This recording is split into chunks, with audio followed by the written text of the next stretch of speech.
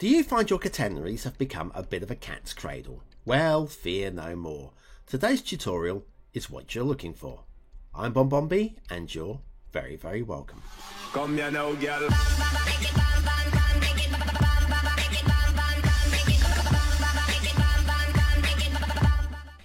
Well, if you're from a part of the world like me where catenaries aren't really a thing, well, there are mods that can remove them. Today's show is not about modding. It's going to be mostly vanilla, but for those of you that like your mods, you've got the Catenary Replacer by Tim the Terrible, which will replace these with any other style of catenary or even remove them altogether.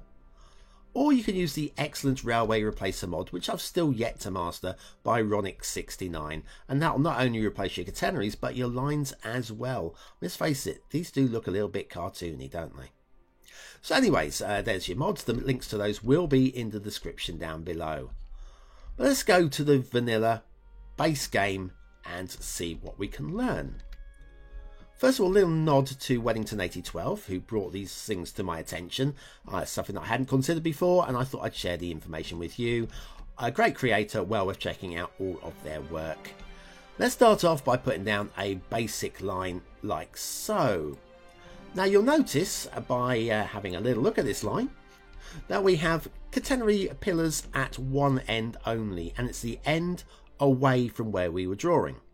So if I build another one exactly the same, it will be exactly the same. We'll draw that one out from here, and at this end there'll be no pillar, and at the other end there will be a pillar, and that will be the same if we were to continue building out from this direction. Pillar and a pillar at the end there. But if we were to be building out from this direction, you'll notice there is no pillar at this end, and you get an extra long stretch without a catenary in the middle. Now that does look a bit weird. The only way to avoid that is to start building in the same direction at all times. Treat railways as a one-way road and everything will be fine. Now you're going to say to me, Bonbon, what about here though? I want a catenary at the end of this one. It looks silly. I'll just build one out in the opposite direction at the shortest possible distance, and you get one in place.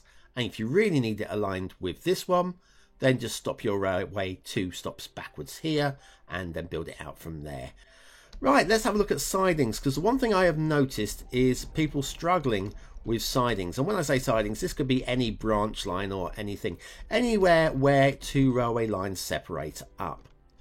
Now, what I'm going to do here, I'm going to put these in as a guide. You don't need to do this yourself, but as a guide, a visual guide for the show, I'm going to pop down a 2-lane gravel road just there like that. And I'm going to put one on the opposite side as well, from pillar to post. Right, now what we're going to want to do is we want to find that middle point on this line, and there's your middle point. I'm just going to put Anarchy on as well, so I can draw a straight line through all of our rails there, like so. I'm going to do the same over on this side too. It's just as a guide, a visual guide. Again, once you've done this a couple of times, you won't need a visual guide, you'll be able to see it yourself. Now what we're going to want to do here is, we're going to call up the railways again. Choose a node one place closer to the line, so here's the line here, one place closer to the line, which is there, and draw out from the railway from that point to connect up. And that is clean. That is very clean indeed. I'm going to do the same at the other end. Okay, drawing in from the siding to the same point there. And it's just a little bit cluttered. We've got 2 catenaries, one on top of each other here and here. So we're going to do the same trick on this line again. Once again, drawing from one node in from the center, which is there.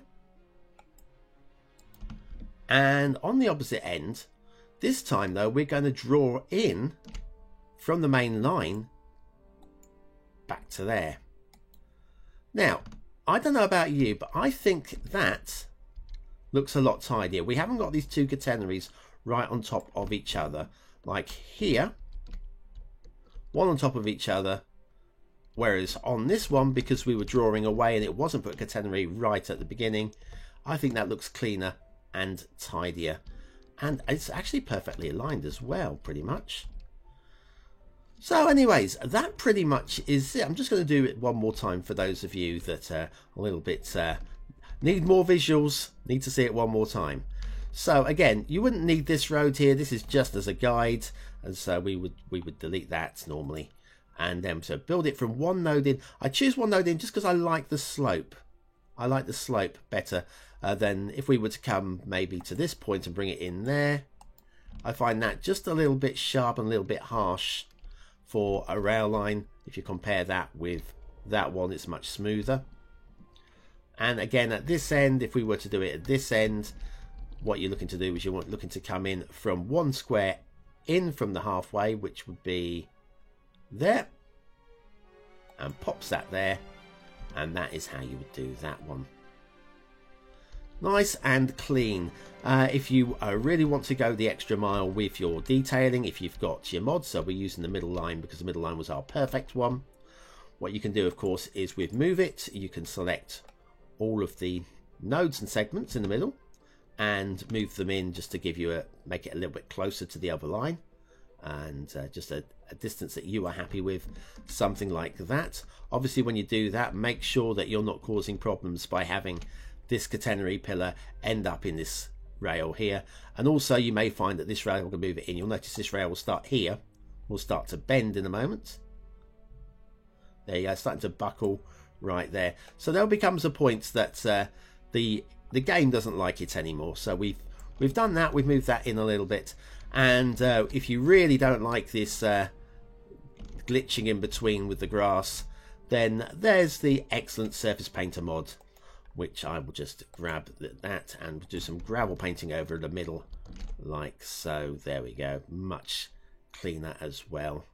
And of course you can add your own detailing as well with plants, shrubs, props, assets, and of course trains. Maybe how about a prop train on one of your sidings would be a great idea, and there are some great creators of prop trains as well. So that's it from me. I'm just going to come back here, and I think we'll delete this guideline road because that is not intended to be there. And you can see how good we look compared to how some railway lines look in the game. Anyway, that's about it. Don't forget to leave me some comments down below. Any questions I'll try and answer as well as I can. There'll be more tutorials coming along very soon. Thanks for watching, for commenting, for liking and for subscribing, and thank you to all the Bon buddies over on Patreon for your ongoing support. I love you all. I've been Bon B, you've been very, very welcome, and I'll see you very, very soon.